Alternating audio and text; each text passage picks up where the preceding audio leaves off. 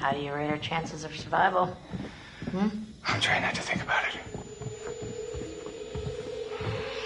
Oh! Go! Oh my God! Run! Oh shit!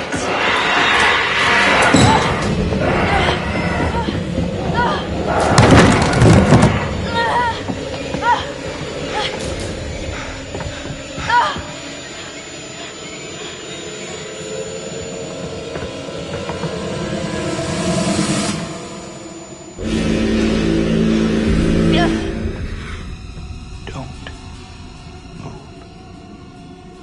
Don't fucking move a muscle.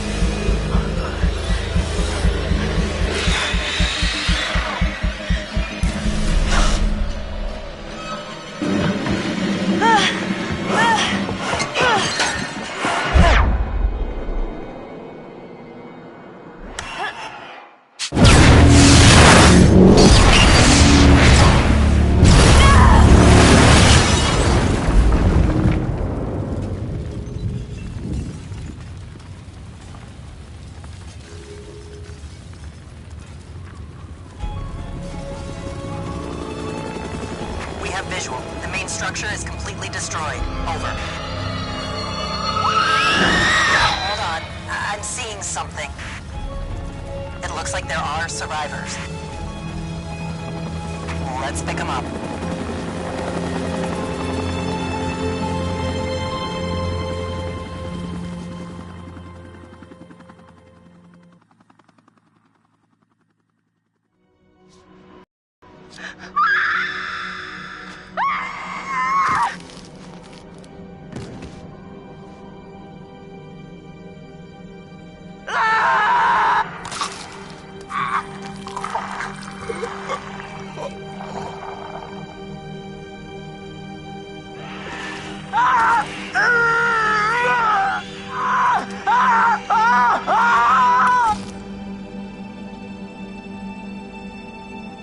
The old man, I don't know how to describe him. I mean, You said you thought he was stalking you at first. Did anyone else in your group think that? well, yeah. Is it possible they could have killed him? What? No. No, you don't understand. Don't you And understand? if he attacked you, He saved my life. And I watched him die. I heard Jessica. I don't know how or why she was down there, but I know I heard her. About Matt, have you found him? No, not yet. Oh God, he's dead, isn't he? Why do you say that? Oh, no. He's just, oh my God, I was such a bitch, and I maybe could have helped him. Maybe I could have saved him. How did you end up in the mines? I was carried and taken, and What did you see? I don't know. I don't know. He was out of his fucking mind. He wanted to hurt us. Okay? And I thought he was the one who attacked Jess. I thought we were close. After his sister's disappeared, he'd come and talk to me. He said I was the only one who understood him. I thought we had a connection. If you need someone to talk to, I'm fine. sometimes, after a traumatic experience, I said I'm fine. why did you hit Josh? He was acting like a maniac, and I had to stop him. I thought you said he was tied up. Yeah, but... Okay, Okay. I know it looks bad. But you don't understand. He was trying to fuck with our heads. I stabbed him, and I tried to get away, but I didn't know. I swear I didn't know. Didn't know?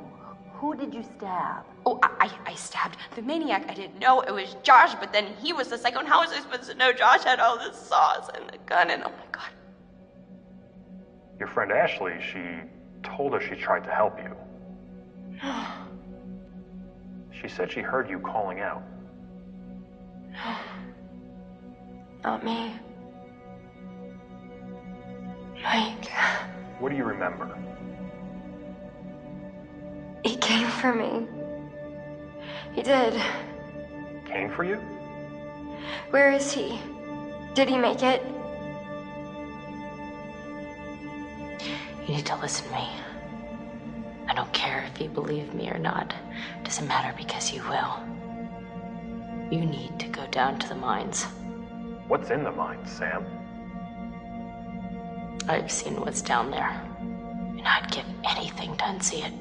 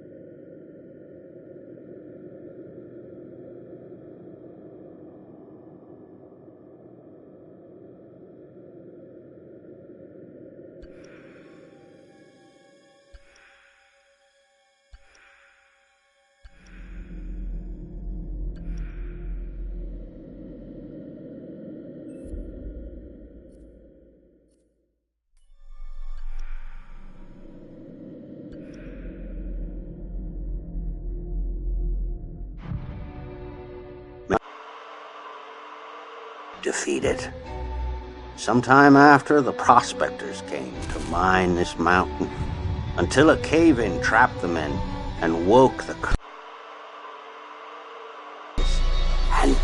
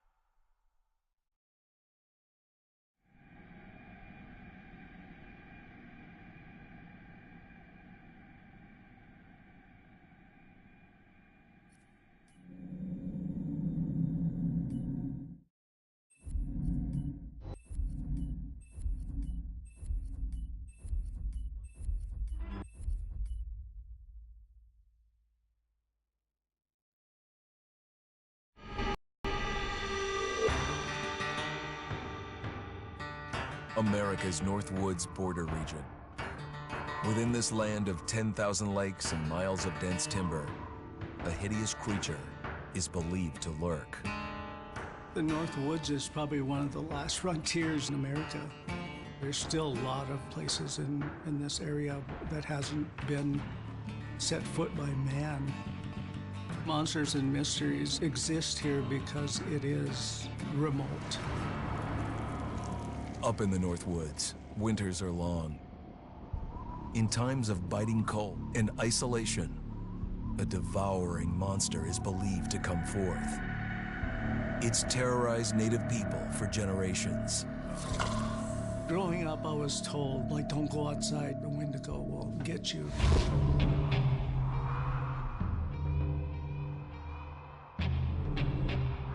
Among the traditions of the northern Algonquin tribes is the Wendigo, a monster that can seize hold of a person to carry out its hunger for human flesh. Many Native Americans fear even talking about this Wendigo, and even the mention of the name will let the Wendigo find out where you are, and it will open you up to be possessed by this Wendigo. The most famous case of a Wendigo possession took place in 1879 in the deep woods outside of Edmonton, Alberta.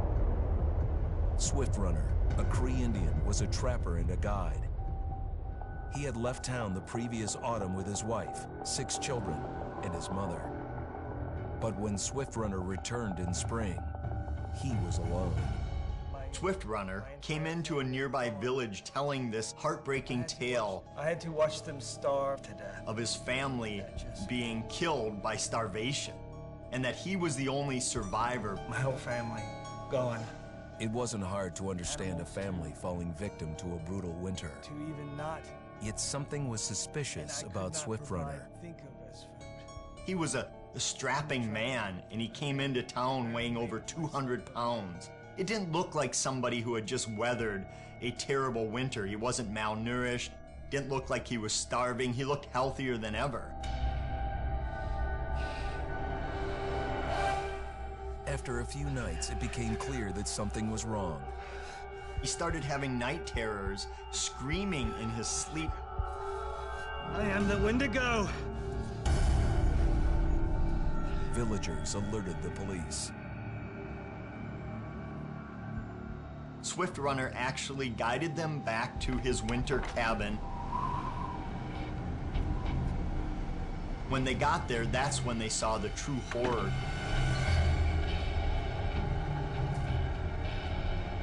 Human skulls were scattered around, many bones, some of which had been snapped in half, and the marrow inside had been drained. They had never seen anything like it. Swift Runner had killed his entire family, shooting them, hitting them with an axe, strangling, and then eating most of their bodies.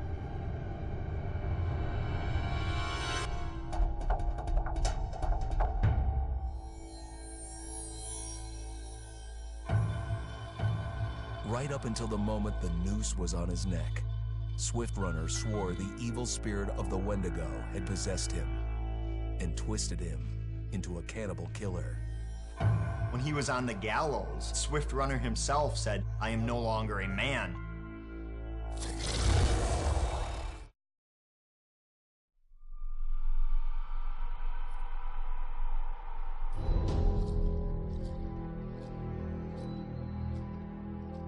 Just move over there. Go on, move. Let me say what I came to say. I'm here to tell you what you're up against being back on this mountain. You should never have returned. I don't know why you did after what happened last year. You mean with Hannah and Beth? Yeah, how could you know without being involved?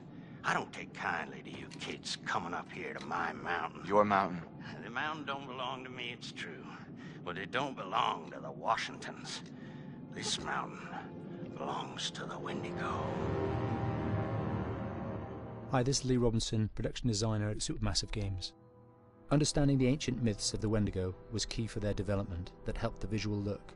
Through sketches and concepts, these elements were visualized, such as eyes being milky, almost dead, with loss of lips and eyelids due to frostbite, fangs growing and arms and legs getting longer, with skin hardening and thickening to look snarling and menacing, yet withered and lean. What the hell was that? Another fucking piece of... Fingers and toenails extending like claws, allowing them to climb effortlessly. We made them look gaunt and weathered, and having ragged remains of clothes they wore.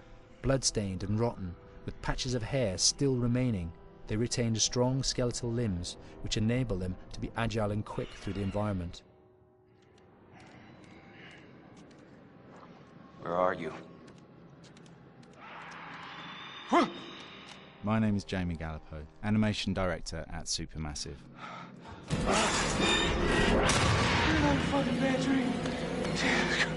The overall direction on the creature was to be very strong, to be extremely fast. We wanted a spider-like movement to the creature. 1 minute scampering to leaping and then crawling, almost instantaneous.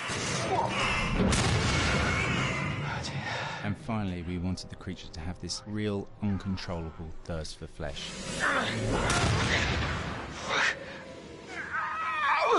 From a sound design perspective, the Wendigo is a real challenge. For the main vocalizations of the Wendigo, we used our own vocalizations, various different animals from the exotic to the farmyard, various plugins and processes to gel these sounds together and keep a human resonance behind that voice, telling the backstory of the Wendigo.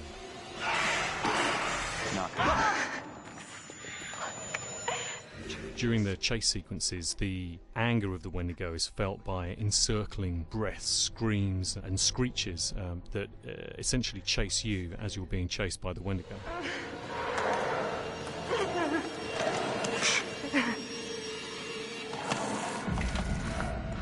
We would layer them up in a multitude of layers, sometimes 15, 20 sounds playing at the same time, to build up the vocalizations for this fearsome creature which is always in attack mode, hyperactive and chasing you throughout the game.